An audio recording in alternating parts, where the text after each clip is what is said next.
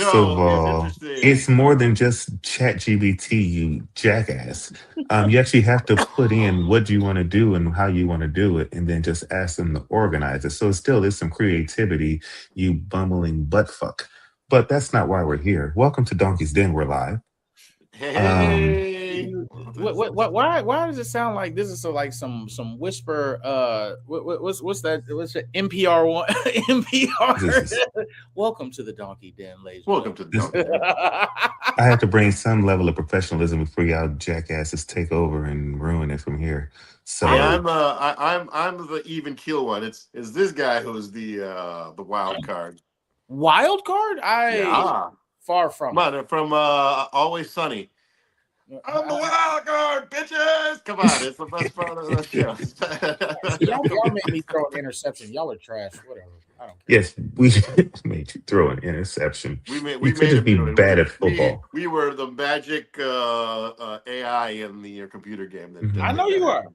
Look, You look. could just See, be the Justin Fields of Madden. Hey, And with that, I Justin bet you Fields wouldn't say forever. that to my Hey, face, you bum. Justin Fields forever. Absolutely.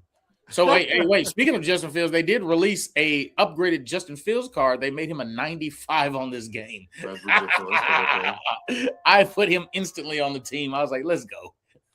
Let's You know what? You know what's funny about Justin Fields when you think about it retroactively. Yeah, he was. We had him pegged as this great running quarterback,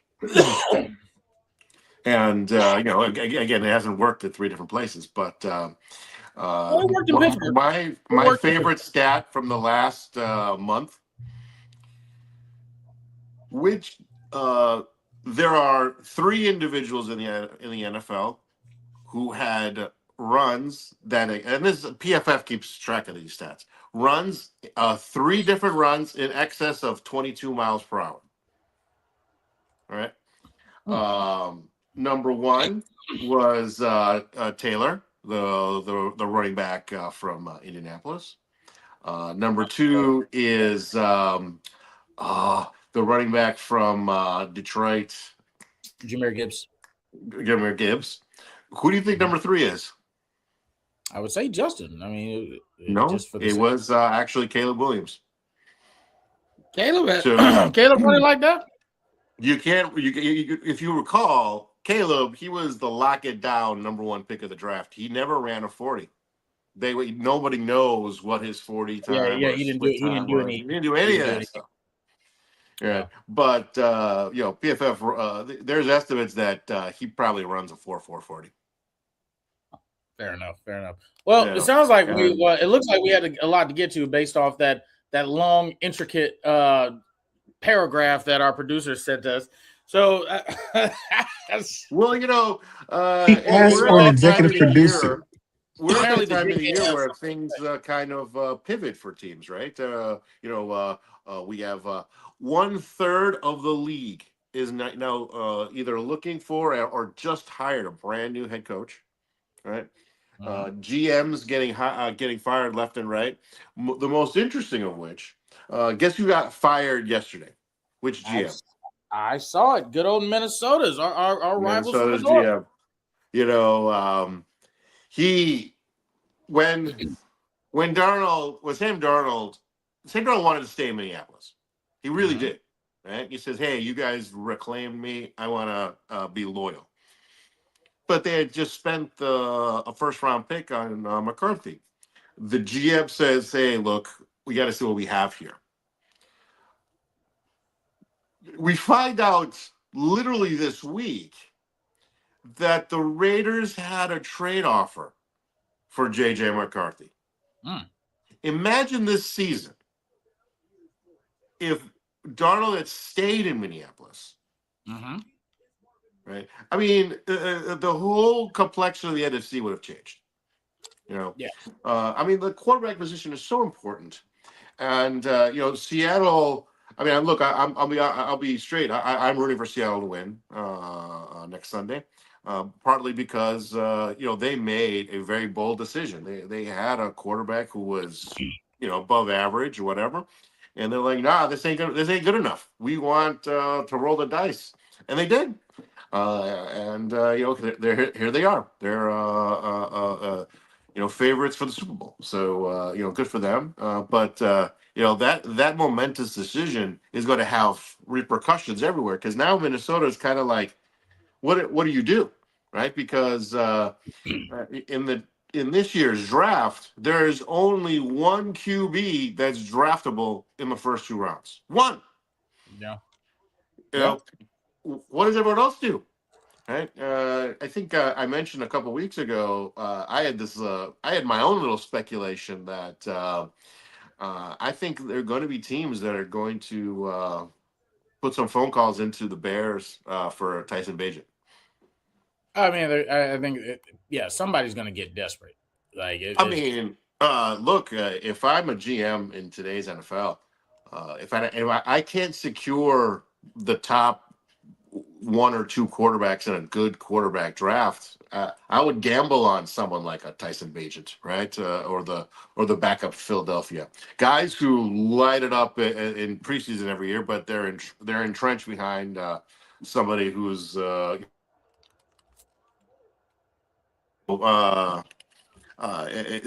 what's aside from the coaching carousel. This QB carousel is going to be even more interesting, right? I mean, Pittsburgh needs a QB. The Rams need a QB. The Jets still need a QB, right? There's not enough QBs to go around, right? And there's a really good chance that the Rams might sit there and say, "Hey, let's just roll the dice on 2 young quarterbacks and let them fight it out." That's what I would do if I were them. Yeah, no, I mean, it's going to be a cluster, and I think a lot of things. The whole NFL right now is in turmoil, in my opinion. Like, I know you're talking about from like what are they going to do on the field.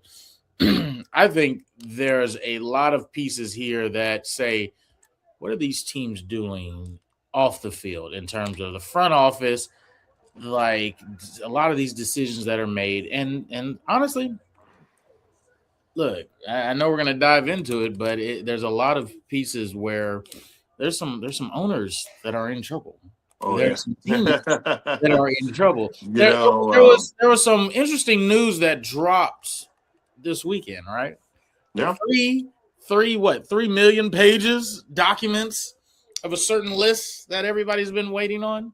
Yeah. And there was some interesting names in there. And I think it's fascinating that obviously one of them or several of them involve the NFL. Sure. I mean, look, we live in a puritanical society. I mean, in some aspects, right? And people are just shocked that this billionaire playboy was housing young women for exploitative use. And many celebrities, politicians, team owners, and whatnot were willing participants. And we're going to hear fallout from this for a very, very long time, if you ask me. But as far as things go with the NFL, and you got to remember, there's precedents, right? I mean, I honestly think one of the more interesting situations that happened in pro sports history was when Sterling from the Clippers, Sterling. All of a sudden it came out that he used racially tinged language. As if anyone in there, as if it's some kind of shock with 80-year-olds. But regardless, the whole team revolted, and within 2 months he was forced to sell the team. I'll say this, and I'm not gonna lie, this might be a controversial statement. I don't really care. That was obviously the biggest thing at that time. Yeah, racism is bad, blah, blah, blah, blah, blah. I think racism is funny. I don't really care what anybody says, but that's me. This, on the other hand, we're now talking about, I don't know if I can say it, but we're talking about predators for underage people.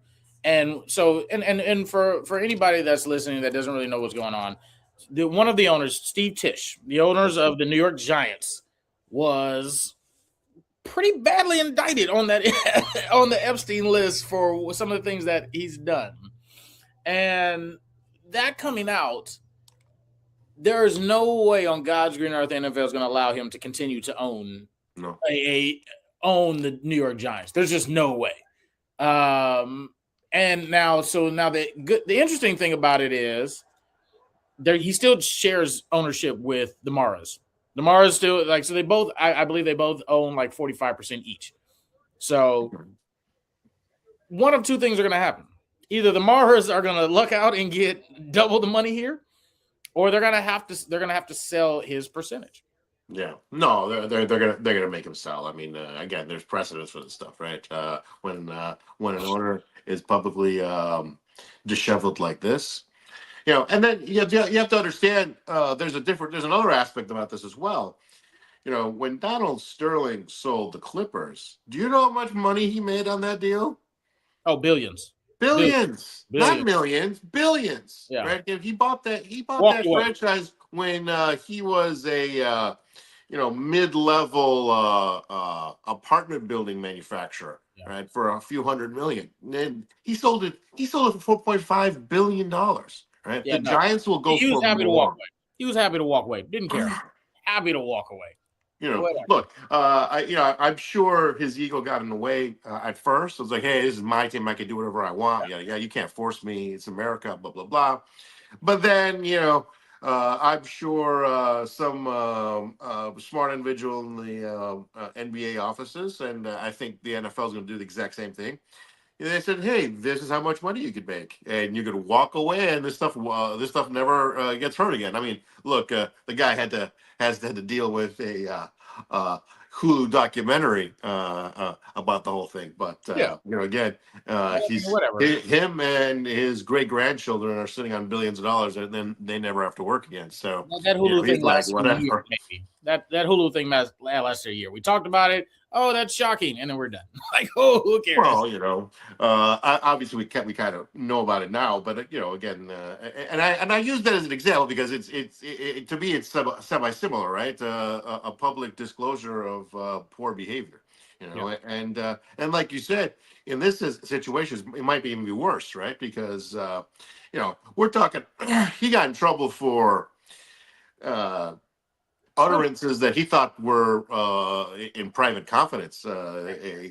What the Giants owner did was not in private confidence. He was probably on a plane with several dozen people on an island with hundreds of people doing this, that, and the other thing. So. There's definitely degrees, but I do foresee that they're going to say, "Hey, take the money and run. We don't need this controversy right now." Because you got to remember, the NFL always protect the shield. They don't care about the players. They don't care about anybody. They care about the shield. So people sometimes don't understand the role of the commissioner, right? Everyone thinks the commissioner is like a referee. He is not. He is the owner's representative, a public face, right? And his goal is to increase the value of the NFL, right? The only way you increase the value of the NFL is make more money on TV and streaming. And remember, the NFL, going back to your point about the NFL going through these changes, they really are, right? I mean, 3 years ago, we didn't have NFL games on Christmas. Now we do. Yep. Right. And what's interesting is, if you think about how streaming kind of works, it's the perfect medium for the NFL, right? Because what's more annoying than you having to stream and you really can't switch a channel when the commercials come up. Or you have to watch it on delay, so you're basically, your eyeballs are going to be glued to the TV during those breaks. If you ask me, it was almost like a bait and switch, right? They sold us on this. Hey, watch your whole show, and you don't have to watch commercials. And now commercials are on every 3 minutes on these things. Exactly. And they're like, you guys are jerks. But again. Whether that's the business model we live in, And yeah, I think the NFL is going to capitalize on that. I mean, and one other interesting aspect of that, Jeff Bezos has been like clamoring to buy a piece of the NFL. Here you go, New York. Here you go. Welcome to New York, He Jeff. has unlimited cash. New York, it'd be perfect, but we'll see. Welcome to New York, Jeff. Well, it's going to happen. You heard the other interesting controversy. The Seahawks, a week before their Super Bowl, have put them, publicly disclosed that they're for sale. Right? Yeah. I mean, like, the timing is so weird. Like, you guys got a Super Bowl. Why don't you concentrate on that first? Then you disclose your selling yourself. So I find that very curious. So I finally read a little bit into that article and figured out kind of, because that always interested me. Like, why would you now? So since when Paul G. Allen died, right? So Paulie G. Allen was the owner of the Portland Trailblazers and the Seattle Seahawks. Yes. He died in 2018. The family didn't want to be in sports anymore. They decided that back then that they didn't want to be in sports. So they were trying to figure out a way out for, like, since then. If you take that into consideration and say, okay, you've been trying to get out, what's your highest return on investment? Yeah. A championship. And look, the Seattle is favored to win this game. So now you look back and say, okay, it doesn't really matter about the ending. This is going to be our highest value no matter what. Now, do they want them to win? Of course they do. But this is going to be their highest value and their best opportunity to get out. Yeah. So when I started reading that, I'm like, okay, it makes sense in the sense that you didn't want to be in it anyway. Like, you didn't care. Like, you didn't care about the football. Like, Paul dies. All right, makes sense. So I am curious on now what happens, because like I said, we're looking at the ownership shakeup. You got two, let me not say major market, but like you got one major market and then you got a market that's like on the cusp of another championship. Seattle's a great town. What are you talking about? No. Oh, yeah. It's such a major market. Yeah. Everybody's clamoring to go to Seattle. Yeah. All right. Hey, I mean, the Supersonics left for a reason, right? But, exactly. Because like we're not talking about major market. We're talking about, hey, championship city. Great. Look, 2014. Great. 2015. Stupid. Like, so, like, and you're back. So you can't be mad at it. But no, the NFL is topsy-turvy right now. Like it's cycle. You have Mike Tomlin being fired. I'm sorry, stepping down. Excuse me. Let me say stepping down. Yeah. But I think I told you the other day a stat that I found very amusing, right? And again, talking about some of these coaches being fired, especially the Buffalo coach, Sean McDermott. Yeah. Everyone's like, well, McDermott made the playoffs 4 years in a row. Yeah, he didn't make a Super Bowl, right? And I think one of the things I told you was how many first-time Super Bowl NFL coaches have done it before their 6-year coaching, right? Almost of all the Super Bowl winners, only 4 have not done it inside their first 6 years of coaching, right? And I think I told you Coughlin, right, who ended up winning a Super Bowl in his 10th season in one of the biggest upsets in Super Bowl history, probably the biggest. Yeah. Belichick and Kubiak, only because they started their careers with hopeless organizations, the Cleveland and the Houston Texans as the new franchise. You're talking about most coaches, if they haven't done it by year 6, there's a problem. Yeah. And I find that really fascinating, and I find that kind of an interesting outlook of where the Bears stand, right? Because here we are with year 2. We're going to year 2 of Johnson. In theory, he has his quarterback. The time starts now, right? If they can't hit that, if they get that ring in 5 years, there's a problem. Yeah. I think especially after this first year, that's where it really drives some questions home because it's like, okay, you had this year with no expectations. One, how do you handle adversity and then come back and say, all right. And now I do like I don't know if you saw his press conference. I do like what he said. So when they said they asked him, how do you Build on build off of this success, right? And he literally said, "There's no building. We're back at ground zero. This is like all of this, everything that happened. No, we didn't do what we could do enough. So we go back to the basics. We go back to everything. And I'm like, I'm not mad at that. We'll see how it goes. I mean, whatever. Like, we'll see how it goes. Well, but there's going to be one thing. And by the way, the Patriots are going to have the exact same problem next year as well, right? I mean, the Patriots obviously went 2 games farther. I think they're going to get their butts handed to them next week because similar, not exactly, but similar to the Bears, they had. So the Patriots actually broke a record for the easiest schedule onwards to a Super Bowl in modern era history, right? I mean, there's this article I read. They literally faced 8 coaches who got fired this last week. 8, That's right? nice. Not 1, not 2, 8, right? And when you go from the bottom to the top, well, okay, that's easier on the bottom because you have what's last place schedule, right? Bears are going to have the exact same problem. So both the Bears and the Patriots project to have two of the 5 hardest schedules next year. Yeah. Right. So we're going to know this time next year whether this was all a mirage, whether it was all luck, whether this was whether it's sustainable moving forward. Right. Again, congrats to the Patriots for getting this far. I mean, you can't take you're not going to be able to take it away from them. And of course, it's one game. Anything can happen, right? I mean, we just talked about Coughlin winning a Super Bowl against the mighty Patriots. They weren't supposed to win. They did, right? Yeah. And anything can happen in one game. So, and it's not like Seattle was stomping people throughout the whole season, right? I mean, they kind of snuck up on everyone a little bit. Again, Sam Darnold had a great year. If I was a Minnesota fan, I'd be really, really pissed right now.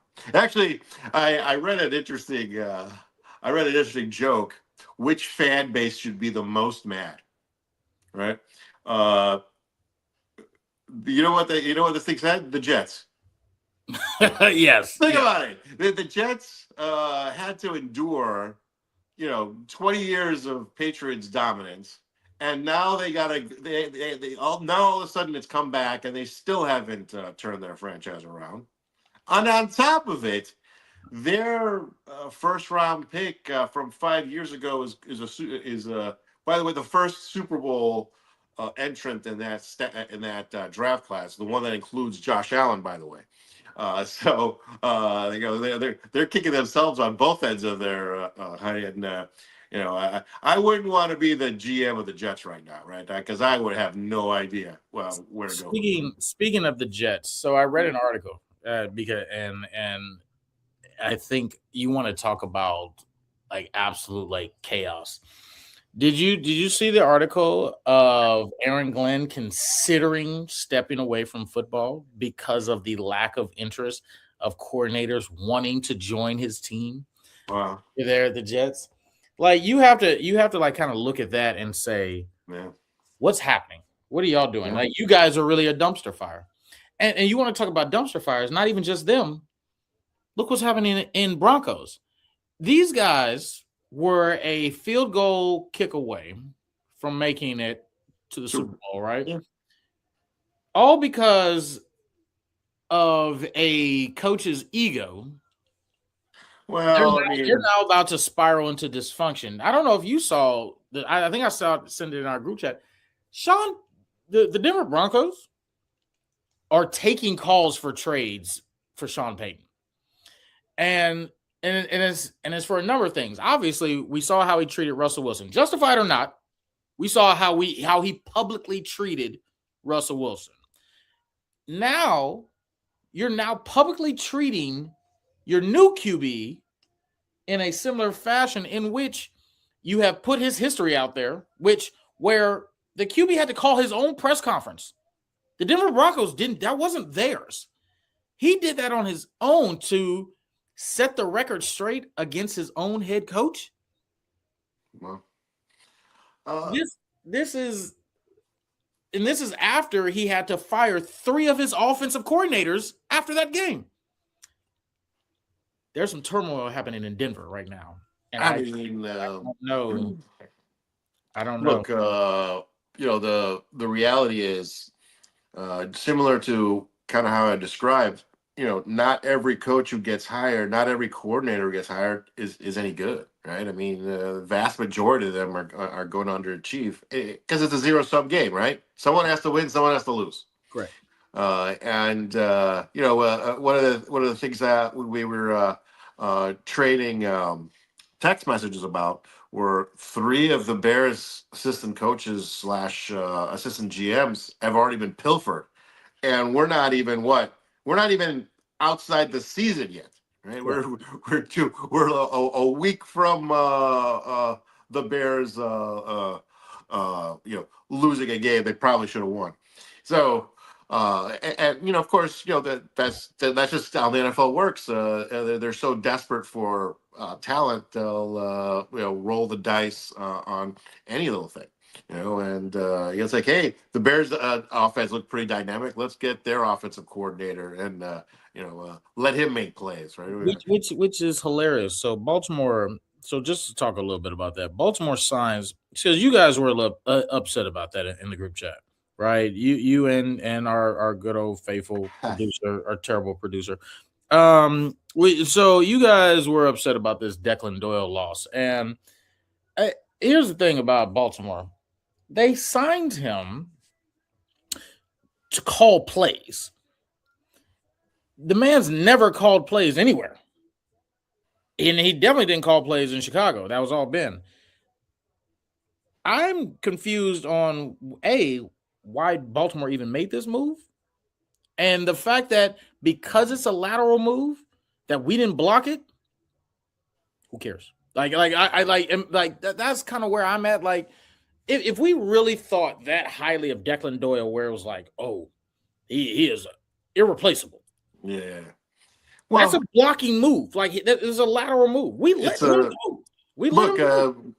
Baltimore, like Buffalo, they're desperate, right? Yeah. And they're like, we gotta find something. We gotta find something. Ben Johnson, we'll get his second. We'll get his second in command. No, that's not. It's not a horrible idea from their perspective. But I think our producer said something interesting.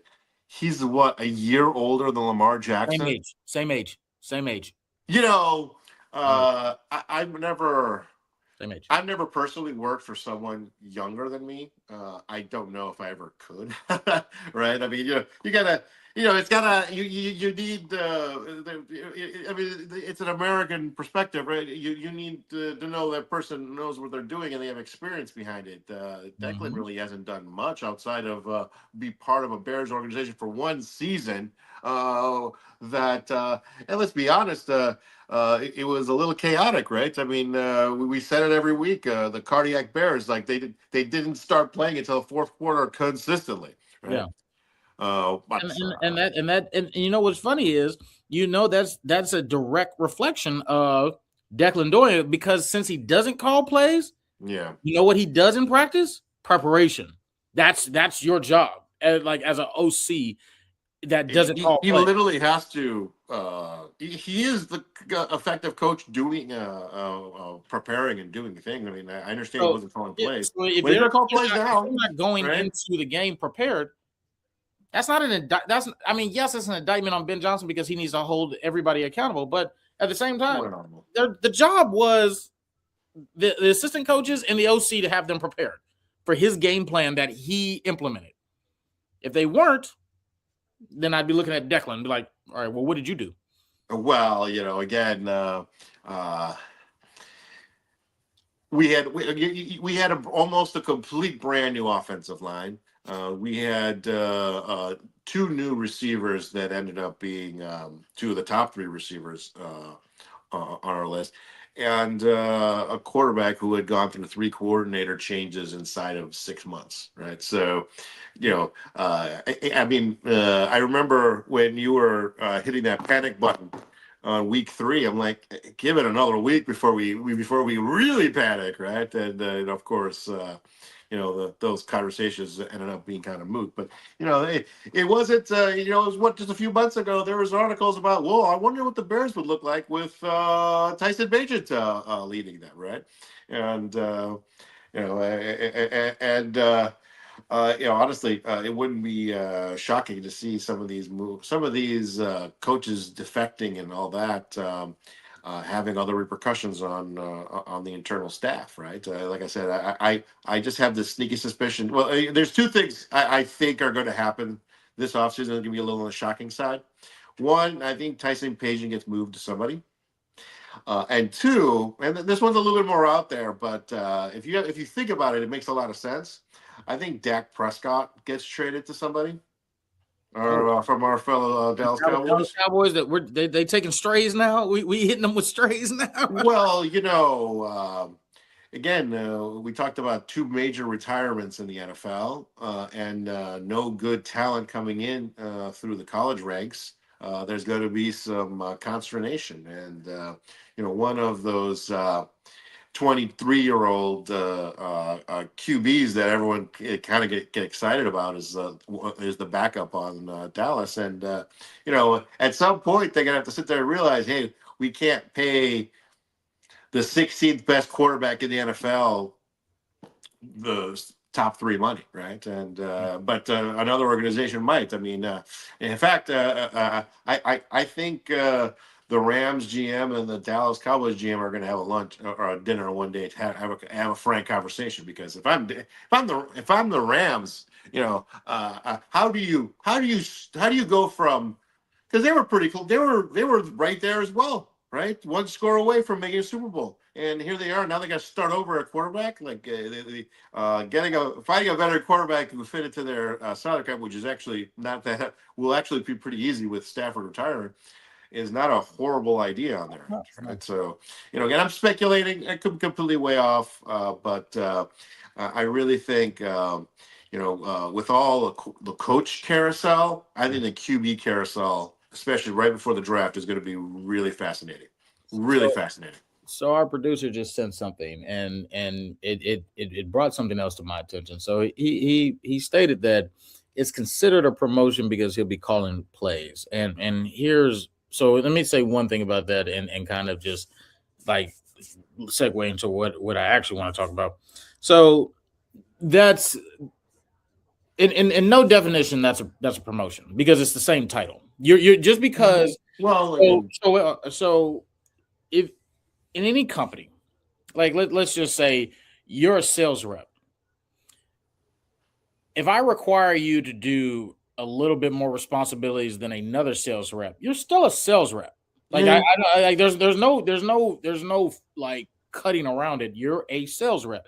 And then if you go to another company, be like, well, we don't need you to do that, but we still need you to do the operation of a sales rep. It's the same thing. It's a lateral move. Like there's no if and buts about it. And the reason why I say that is this is how the Bears just got screwed with the Atlanta Falcons deal. And then for anybody that doesn't know, Ian Cunningham was the assistant GM. And I want to stress that. Assistant GM. He just now got hired by good old Matt Ryan, who's the president of football operations. Not a GM. The president of football operations over in Atlanta. They hired Ian Cunningham to general manager, not assistant, general. So you see how the title changes. That's a promotion. There's a title change here.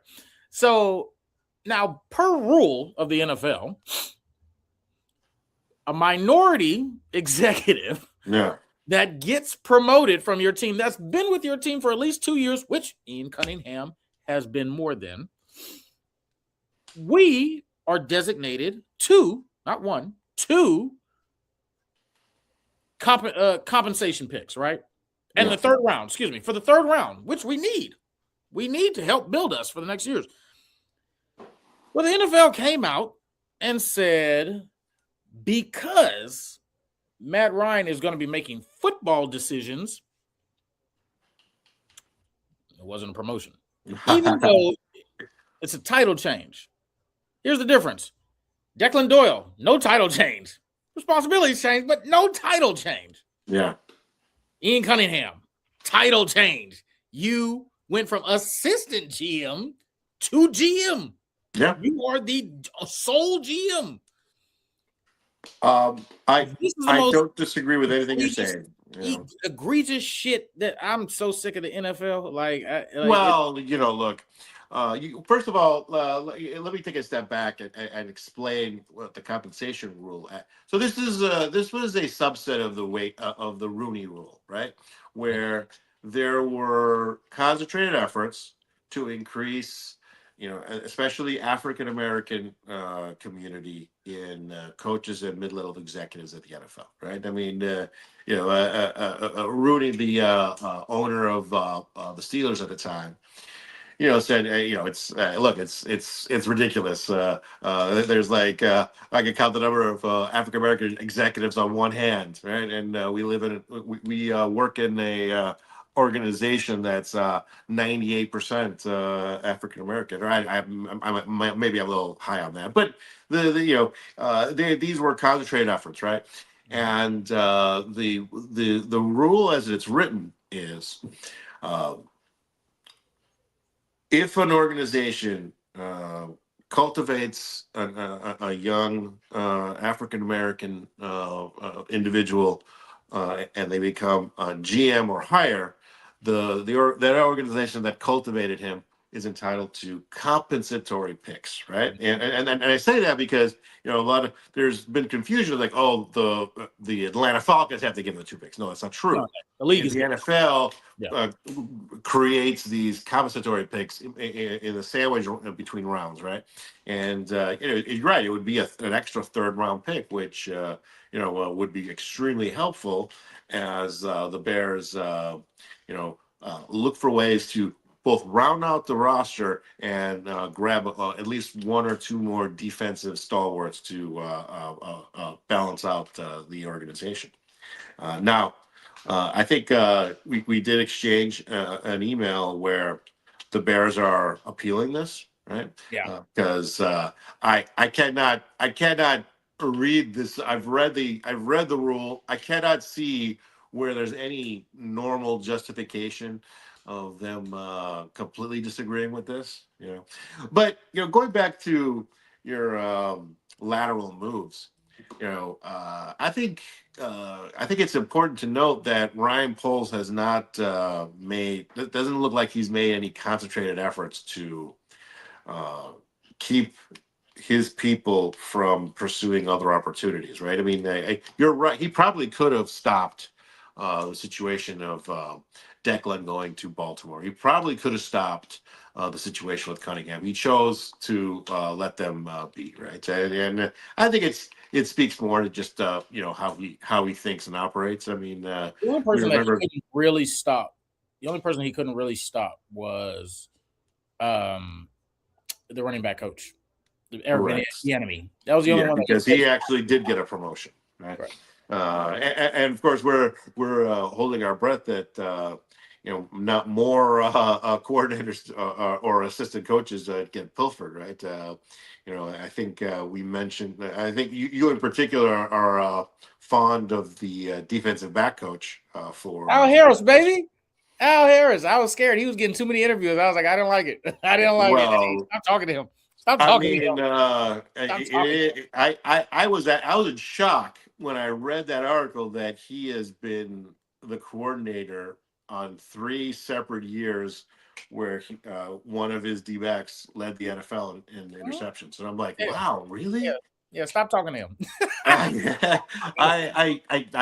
was in shock. I was like, I had not pieced that information together. When you throw it on there in an article, you're like, oh, wow. Yeah, That's Al Harris. different level. Al Harris is a dog. Like if I were to do anything, I honestly fire Dennis Allen and keep Al Harris. And in all honesty, because here's the thing: at the end of the day, you got to think. What? Okay, first of Wait, all, wait, hold on, I heard you wait, hold on. Let me say profess why. your love of Dennis Allen for the better part of the entire season, and now you're talking about firing Dennis Allen. Like, what are you talking about? Let me say, yes, I gave credit to Dennis Allen, but when you actually dissect the numbers, what did we lead the league in on defense? Takeaways. But wait, specifically, but no, not takeaways.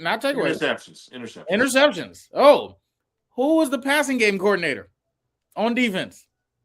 Who was it? Mr. Al Harris was our assistant coach / passing game coordinator. So if you really want to look at it, Dennis Allen gave up all the yards. Al Harris did the takeaways. Yeah. And everywhere Al Harris has gone, it's been success. I'm not disagreeing, right? Give him a chance. Whatever, give him a chance. I'd rather see because here's the thing. Because we're going to lose him. The fact that we didn't lose him this year is a miracle. Because again, knock on wood, because this coaching carousel hasn't ended yet, right? I mean, let's be honest, right? I mean, we just talked about it. A third of the league is looking for new coaching, right? Yeah. And that's not just head coaches; that's coordinators, assistants, all the way down the line, right? I mean, we talked about it. When the Bears were hiring all their new people last year. Yeah. It's a repercussion of the carousel, right? They got rid of almost everybody from 2 years ago. Mm-hmm. And the same thing's going to happen at many different organizations. Or maybe like a Baltimore or a Buffalo might, keep a lot of their coaches, but again, go to the Giants, right? I promise you, Harbaugh is going to put his own people in that staff. It's all new people, right? Who knows what direction he wants to go? Yeah, I don't know. Stay away from Al Harris. Stay away from him. I am surprised Dennis Allen didn't get any head coaching interviews, right? I mean, again, I'm not. Like, because you have to still look at it. They're still looking at the overall success of it, right? They're still looking at the takeaways are one thing, but even when you look at all the pundits and everything that they said, takeaways, you can't live off that, right? That's well, but the thing is, one of the when coaches started getting fired after the season ended. Who was the hot shot coordinator that everybody wanted, right? I mean, when the Bears signed Ben Johnson, he was the hot shot coordinator. Multiple teams were after him. There was no hot shot coordinator this year. Who was it this year? I mean, I remember I've been seeing all of this flack. Buffalo selected Brady to be their new head coach, and I'm like, well. 2 years ago, he was the hotshot coordinator, right? So I was like, is that really crazy that they went that route? I don't think so. Again, you either get the hotshot coordinator or you get a coach who had very limited success at an organization that wasn't doing very well, and you see if you can catch fire in a jar, right? Yeah. Kind of like Vrabel was last year, right? Because again, you can't take away a Super Bowl visit his first year, right? I mean, like I said, the Coach of the Year standard is going to be very difficult this year, and right there kind of describes the problem. They have all of these coaches that overachieved, but where are the coordinators that are quote unquote overachieving, right? I mean, I'll promise you, Baltimore sees Declan getting hired, and then they're like, really? A guy who's the same age as our quarterback? Mm-hmm. I don't know. So, there's going to be a lot of that coming up. So I wouldn't be, again, I'm not a GM. I mean, finding the correct coach, finding the correct quarterback is critical to your job, right? And again, look at Minneapolis. I mean, if you ask me, the Vikings have done a great job building that organization. They just made one shitty mistake, and it cost him his job. It kind of cost him. Yeah, and that's always but I think that's the unfortunate thing about a lot of head coaches. You got to think about, like, nowadays nobody's getting like the time to develop, time to do anything. It's No, I mean, it was one of the things. And I remember even me and you were debating. Caleb Williams, he's only a year into his development. Why is everyone calling him a bust? It doesn't make any sense. yeah. The numbers didn't match up, but again, everybody wants the rocket ship right off the bat. And They want the Pat Mahomes, but they always forget Pat Mahomes sat out a year. That a year, yeah, exactly. I mean, again, that's why I really believe we're going to see some very interesting moves in the QB market before the draft. Because the fact that there's only one first-round grade QB this year is going to have ramifications up and down the NFL. And if I'm a GM of the Rams, I'm sweating bullets. They're Super Bowl contender already right now, and they don't have a QB. What do you do? What do you do? Yeah. Because I sit there and I tell you about the Bears' perspective. We have our QB, we have our coach. Those are the two most important positions. Mhm. Right? We're returning 21 starters. No, I'm sorry, 20 starters from the presumed starting lineup on a team that went to the division rounds. That's and won their respective division. That's not a bad place to be, right? And Poles has done a really good job keeping the salary cap clean. Right, he can start making a lot of these machinations where you extend them and transfer stuff into salary bonus, and you lower the salary cap number. And trade for Myles Garrett. Hey, his salary cap's only $9 million next year. Well, again, we could debate about who I think the Bears should try to. I personally think Hendrickson would make a lot of sense. He worked with Dennis Allen. He's a top 5 pass rusher according to PFF for the last 5 years. It's Myles Garrett. Come on. I don't know if Cleveland want to get rid of him. I mean, but single season. Just saying. Well, I thought your favorite was the guy from the Raiders. What's his name? We can get him. Oh, absolutely. The only problem with him is, like, I think his cap number hits immediately. With Myles, we still got some room to work with. Well, again, to trade for either one of these guys is going to call multiple first-round picks, and Poles has not shown a willingness to get rid of first-round picks. Now, he has made trades, right? He's given second-round picks for guys who never even panned out in the NFL. Fourth-round picks he gives them out like candy. Mm-hmm. People forget. We gave a 4th-round pick for our Pro Bowl guard right now, so some of these trades do end up working out. But regardless,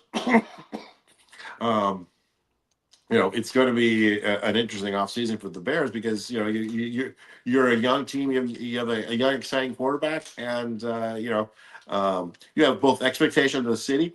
And what makes the Bears situation unique is they're still in this weird negotiating stance with the city of Arlington Heights and the state of Illinois, and threatening now to go to Indiana or go back to Chicago, and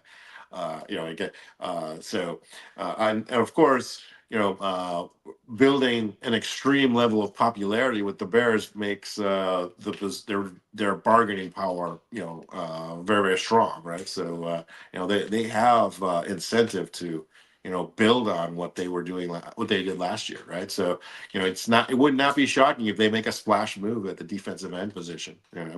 Myles Garrett again, I think is a crazy ask. But someone else, for example, Hendrickson, I could see that happening. And a year ago we would have died for that guy, right? He's a free agent now, so why not be aggressive like they were last year? Sign your top free agent, and then you figure out the rest of the team afterwards. Yeah. Speaking of death, rest in peace to Kevin's mom. Kevin's mom. I hope he actually knows her name, Catherine O'Hara, who's done Oh a number wow, of things yeah. other than Home Alone, but obviously Home Alone being the Chicago movie, essentially. Woman. North And Side, by the way. she was, but she's also done a lot of great things such as Beetlejuice and Schitt's Yes. Creek. Schitt's Creek was a phenomenal show. If nobody's ever seen it, it is phenomenal. Moira Rose was well done with Eugene Levy. So yes, that absolutely, Catherine O'Hara. And actually, on top of that, we lost the big dummy today. That's another one that I would like people to understand. Who? Sanford and Son. God, why? Hey, producer, help me out. Sanford and Son. We lost the son. We lost the big dummy. Oh wow, I forgot that guy. Yeah. We lost him today, and Really so all-time great Demon, African-American comics. Demon. God, what's the last name? I saw a bunch of it. It's really upsetting me that I can't remember it, but everybody's been talking about Catherine O'Hara this whole time, so that's why. Well, these things do happen in threes, right? I know that sounds. You would say that. That's so bad. That's so I know bad. that sound. I know. He kind of. Demond Wilson, by the way, Demond Wilson. Thank you. Like I knew the producer was gonna know. He was just leaving me out to dry like a dick, but whatever. Is that? Would you consider Sanford and Son the preeminent African American comedy from that? One era? of yes, 100%. Yeah, one Yeah. of yes, 100. Like yes. I mean, and you got to think about like some of the they were definitely groundbreaking for what they were in a time where black people weren't really getting a lot of opportunities. So the opportunities that they got, I mean, What was the other one? What's happening? what's happening? What's happening and what's happening now? Yeah, But I remember What's Happening. And the Jeffersons. Wasn't it really well known for a depiction of like a typical African American family where the dad was a bus driver, right? And every week there was you're talking about Good Times. You're talking about Good Times. I apologize. Good Times. You're right. Man. You're right. You're All talking, black shows are the same to Like Nico. I'm that far off. I think they came at the same you're era. talking about Good Times. Yeah, Good Times was another one. Yeah, Good Times was another one. The Jeffersons was good, but like the Jeffersons, they had a catapult. They had a help from catapult. They weren't like this like original show. They were a spinoff. They were a spinoff from All in the Family. All family, yes, but that's not to take anything away from what but the Jeffersons it's similar did, to the Cosby Show, right? It depicted African Americans in like and they're more affluent, in a setting where again Good Times where every week was like they depicted some kind of struggle was much more in tune with the community, especially back then, right? And, absolutely. And Sanford and Son, if I remember correctly, wasn't he a junkyard salesman or something? Yeah. So again, a similar vibe. Yeah, it was great. And again, Once Upon a Time. It wasn't that long ago that even having one African American on a TV show was considered verboten for major parts of the country. Interesting trivia. What was the first international interracial kiss filmed on TV? What show had that? Oh shit! Wait, I do know this. Wait, God, don't say it. I don't know it. Never mind. What is it? The original Star Trek. Oh, Picard. No, not Picard. No, not Picard. Kirk. Yeah, I'm sorry. Kirk. Oh God, yeah, you're right. That was because then they relived it at the awards. Like they were doing an award for it. Oh, there were TV networks in the South that said we're gonna never show you this program ever again, and they said, well, cool, you lose money, not me. I'm like, oh, okay, and again, that first time is always tricky, right? You have to going through that wall, you get bloodied. There's no doubt about it, right? And You I know, think on just in the spirit of tributes. So obviously, yes, rest in peace to the ones that we've lost very recently. There are some celebrations though. There are some celebrations in the recent weeks, especially for Chicago fans, and actually a Chicago native just recently got their jersey retired. One of the greats, it was a heartfelt, an emotional situation because I mean, Mr. Derrick Rose. Derrick Rose. I mean, I think we've had this conversation in the past. There's no coach I despise more in the NBA than Tom Thibodeau, because what he did to Derrick Rose that fateful day in the playoffs should have been he should have lost his job for the rest of his life. Yeah, He should never be a head coach ever again. I'm sorry, that was a fuck up, right? I mean, in fact, I would dare anyone to tell me an individual whose career was cut short more than Derrick Rose and with his injury. oh, absolutely. And Well, you're yeah, right. I mean, there is some level of blame on Thibodeau because I mean, there was always reports that came out that he overworked the players. I mean, it was it was pretty detrimental it to. was again. Let me paint the picture. First round, Indiana Pacers. They're up 15 in the fourth quarter. Mm, Derrick Rose is still driving and kicking every freaking play, yeah. right? And there goes the ACL, Yep. and he's never the same since.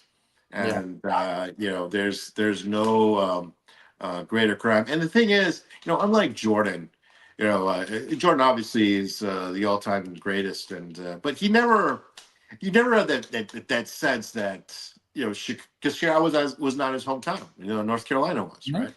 right. Um, Derrick Rose, he came from Chicago, right? He sincerely wanted to be there. He sincerely wanted to win there, and I mean, to this day, I think one of the biggest misses in Chicago Bulls history. When LeBron James made his famous decision, Mm-hmm. he openly says the Bulls were a close second. I mean, and there's probably a part of him that regrets it, right? Because if he had gone to Chicago, they probably win multiple championships, right? Oh, Because who the 100%. heck would, who the heck, who the heck would have beat them? Nobody, right? Yeah. And but he ended up going with his buddies down in Miami. Obviously, he won 2 championships, but people forget that the reason that dynasty was cut short was because Chris Bosh had a weird lung ailment. His career got cut short when he was 30 years old. Right? The NFL, the NBA, the insurance companies that insure these players refused to insure him. Yeah. If he was that sick. And LeBron says, "I'm peace. I can't win without a big guy who knows what he's doing." And don't forget, he would have been packed on a team with Derrick Rose, Luol Deng, and Joakim Noah, No. right? And, they would have won multiple championships, even with Thibodeau screwing things up. By the way, I know we dropped this segment earlier this year, but we're going to do better next season. I'm going to put Thibodeau as our donkey of the week, right? Because quite frankly, I'm never going to forgive him. I've never heard him apologize to Derrick Rose, and obviously it was very heartfelt. Yeah, he was literally crying, right, about his jersey being retired. You had Michael Jordan sending us personal message. But to this day, I always one of the most emotional videos I've ever seen on YouTube. You check this out sometime.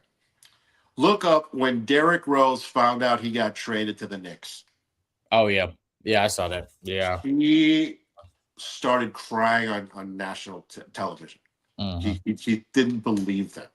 Like you're lying. I mean, when he said you're lying, like it was real. Like he did not want to leave, right? And you can make a case that I think it was Paxson who was the GM at the time. That was an idiotic move. That's idiotic. Again, He's a former MVP. Let him finish his career here. Why'd you have to ship him off? What was? It's not like they got like 4 first-round draft picks for him or something, right? They got nothing. Right? So they wanted to start over. It's like, okay, how many times are you going to start over? Right? Yep. I mean, you gotta find a franchise player and figure it out with him, right? But the Bulls have had a hard time doing that since the Jordan era, and we've been slapped with mediocrity. So here's my question. I want to hear your thought. What would be bigger, honestly? A Bears Super Bowl or a Bulls NBA championship? It's hands down. It's a Bears Super Bowl. It's not even a question. Like Okay. Like and it's not even close. Like so, I know you remember. So they had a segment on SNL that was it was the super fan, the Bears super fan, and they actually had in the '90s, in the midst of Michael Jordan winning his rings, they actually had Jordan on as a host. Yeah. And so they actually did that segment with Jordan on it. and what part of the segment was, so they had a picture of Michael and a picture of Ditka right next to each other, and they asked them to choose. Now, remember, this is over 10 years after the Bears Super Bowl, and this is in the midst of Jordan's success. Yeah. They sat back and said they couldn't pick either one. It was a tie. You're talking about one Super Bowl versus 4 to 5 championships at the time. 6 championships, yeah. And actually, I was talking to somebody else about this. Like, do you realize us as Chicago fans actually are really spoiled? Since the Super Bowl, you have 6 NBA championships. You have 2 World Series. You have 1 WNBA championship. You have 3 Stanley Cups in a span since the Super Bowl. But yet Chicago only turns up when the Bears get to the playoffs. Well, you can make an argument that the 2016 Chicago Cubs championship that people turned up for that. We haven't talked about them since. We haven't talked about that. Oh my God, dude. Okay. All right. Using your SNL analogy, they actually had an SNL skit with nothing but Chicago Cubs players that very month, right? I mean, they were on David Letterman. They were on all the late night talk shows. There was Cubs fever for a while. But I hear your point, though. I hear your point because again, I really think force of personality was part of it, right? This is why I honestly, my answer was, if Derrick Rose had stayed healthy and they'd won a championship with him, I think that would have been really big. I really do. Because again, he was a Chicago-bred guy and someone that people can kind of gravitate towards, right? One of the things I told you this season with the Bears that has been remarkable has been the complete 180 the city has done on Caleb Williams. Okay, again, we're talking about September 20th, articles coming out about him being benched. Right? Making fun of his nails, making fun of his sexuality, whatever. All of a sudden, he's Iceman, and everyone, the whole world loves him. And if I could make a bet on it, I'd probably bet that he would be the cover of the next Madden game. I mean, his popularity exploded, right? I think that needs to happen in order to really generate that passion that kind of drives everything, right? So if the Bears find their way to the Super Bowl next year, it could be something crazy. It'll be electric. But we'll have to see it. We'll have to wait and see. So I guess it's going to be a hiatus a little bit for our next show. I will probably try to we can probably get something in for Super Bowl. We'll try to get there. Well, we'll see. Obviously, my favorite show every year is our draft show, right? I think this year's gonna be no difference. Obviously, the Raiders are picking first, and everybody knows who it's going to be. But the Cowboys have a early first round pick, and it's going to be really interesting what they do. I mean, they have a hot free agent and questions on their defense, but they're still the most popular team in America, so they're gonna get attention no matter what they do. And obviously the Bears are going to be picking late in the first. But there's a lot of people. Let's save it for the draft show then, Nico. Like we got a lot for it to go, so let's save it. But yeah, no, it's we'll figure it out, and we're gonna rock it out. Yeah, I'm looking forward to it. All right, Mr. Producer, did we get everything? Missed 2 segments, but hey, you guys, it is what it is. Love you. Great show. See y'all in a couple of weeks. Now, y'all.